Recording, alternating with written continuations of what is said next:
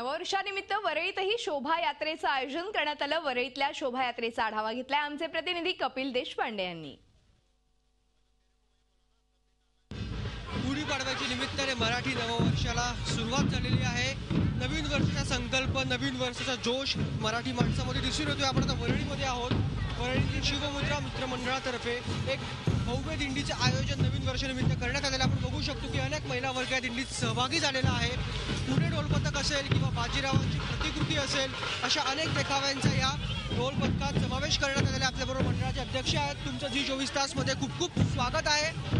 मला सांगा, नवीन वर्षाची सुरुवात आहे, शेकडो महिला आणि पुरुष या रॅलीत सहभागी झालेले आहेत। सकाळपासून आम्ही बघतोय की प्रचंड उत्साह सगळ्यांमध्ये दिसतो आहे। काय सांगाल? नववर्ष हा एक आनंद सोहळा आणि सर्व समाजाला एकत्र घेऊन साजरा करण्याचा आणि त्या सर्वांचा आनंद द्विगुणित करण्याचा प्रयत्न आम्ही करत आहोत या माध्यमातून। आणि या माध्यमातून आम्ही दरवर्षी नवीन नवीन संकल्पना हे देतो।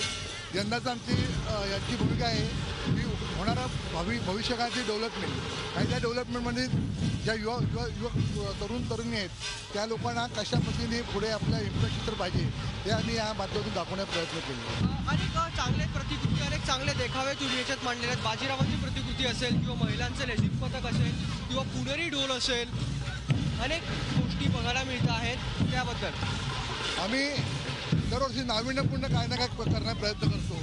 यंदा मोकाडमध्ये आदिवासी पाडा आहे, त्यांच्यातल्या कलागुणांना वाव देण्यासाठी आम्ही त्यांच्या तारपा नृत्य इकडे आणलेलं आहे।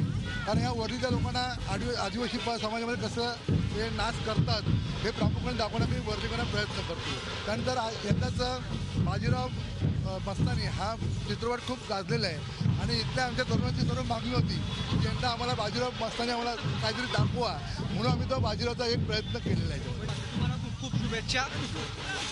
व्हिडिओ जर्नलिस्ट संदेशसह कपिल देशपांडे, झी मीडिया, मुंबई।